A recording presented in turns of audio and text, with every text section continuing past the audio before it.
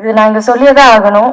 பாரஞ்சித் அண்ணாவோட பேர் வந்தாலே அரசியல் பத்தி பேச ஆரம்பிச்சிட்டீங்களா அப்படின்னு தான் வருது. பேசுனா என்ன தப்பு? ஏன்னா அவங்க எல்லாரும் அப்படி கேட்கிற எல்லாரும் அவங்க கிட்டயே கேட்கற வேண்டிய ஒரு கேள்வி, நம்ம போட்டிருக்கிற துணில இருந்து, குடிக்கிற தண்ணில இருந்து, சாப்பிடுற சாப்பாடுல இருந்து எல்லாத்துலயும் அரசியல் இருக்கு. அதை பத்தி பேசலன்னா அது இல்லைன்னு அர்த்தம் கிடையாது. அதை பத்தி நீங்க இக்னோர் பண்றீங்கன்னு தான் அர்த்தம். சோ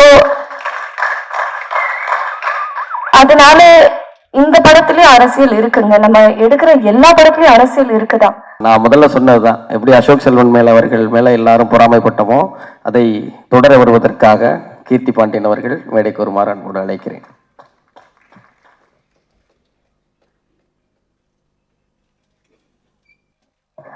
எல்லாருக்கும் வணக்கம்.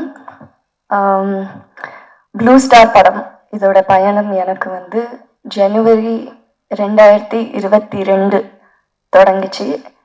எப்படின்னா, நான் ஒரு ஏரியால இருந்தேன். ஜெயக்குமார் எனக்கு ஸ்கிரிப்ட் அனுப்பிச்சிருந்தாரு, டைரக்டர். அதை படிச்சு முடிச்சு சந்திச்சே ஆகணும், எப்படியாவது சந்திச்சே ஆகணும். அன்னைக்கு மட்டும்தான் டைம் இருந்தது அப்படின்னு ஒரு சூழ்நிலை.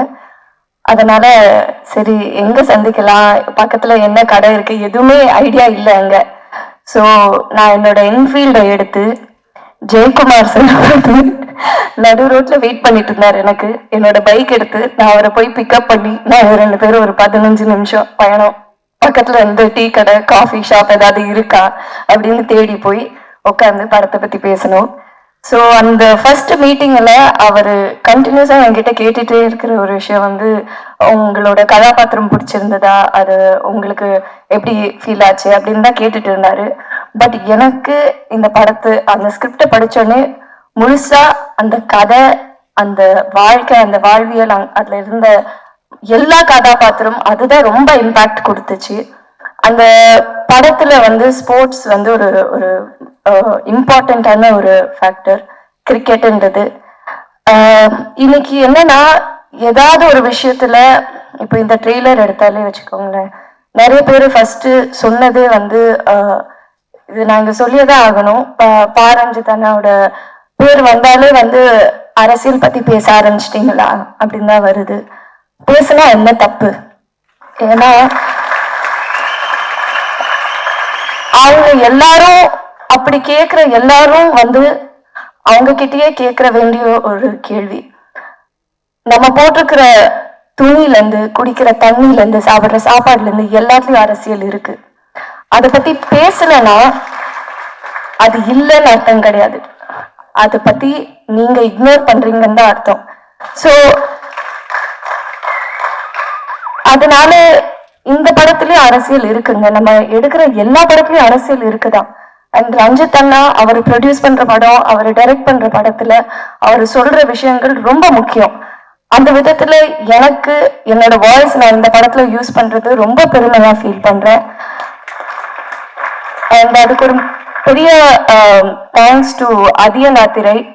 ஏன்னா முதல்ல அவரோட கதைக்கு தான் நான் போய் அவரை சந்திச்சேன். அப்புறம் அவர் சொன்னாரு, ஜெய் என்னோட தோழர் ஒரு படம் எடுக்கிறாரு அப்படின்னு சொல்லி நான் ஜெயக்குமாரை மீட் பண்ணேன். ஸோ கண்டிப்பா இது ரொம்ப முக்கியமான ஒரு படம். தமிழ் பிரபா சொன்ன மாதிரி முக்கோணம், அரசியல், காதல் கலந்த எல்லா விதமான ஒரு விஷயம் இருக்கு. வாழ்வியல், ஒரு ஃபீல் குட் ஃபிலிம் எல்லாமே பார்க்கலாம் இந்த படத்துல, நீங்க ஃபீல் பண்ணலாம். இன்னைக்கு இந்த மியூசிக் ஆடியோ லான்ச் நடக்கிறது ஒரு முக்கியமான நாள் நான் ஃபீல் பண்றேன். அறிவோட பாடல் வரிகள்ல நம்ம படத்துல வர அரக்கோணம் ஸ்டைல்ல, காலமேல கால போடு ராவண குலமே, மேலே ஒரு கால வரும் ஏழு ரத்னமே. நன்றி, வணக்கம்.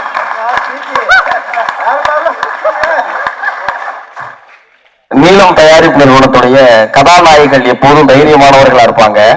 கதாநாயகிகள் மட்டுமல்ல, கதாநாயகிகளா நாங்க யாரை தேர்வு பண்றோமோ அவங்களும் தைரியமானவங்க தான் என்பதை இந்த மேடையில் நிரூபித்து சென்ற எங்கள் கீர்த்தி பாண்டியன் அவர்களுக்கு நன்றி. அடுத்ததாக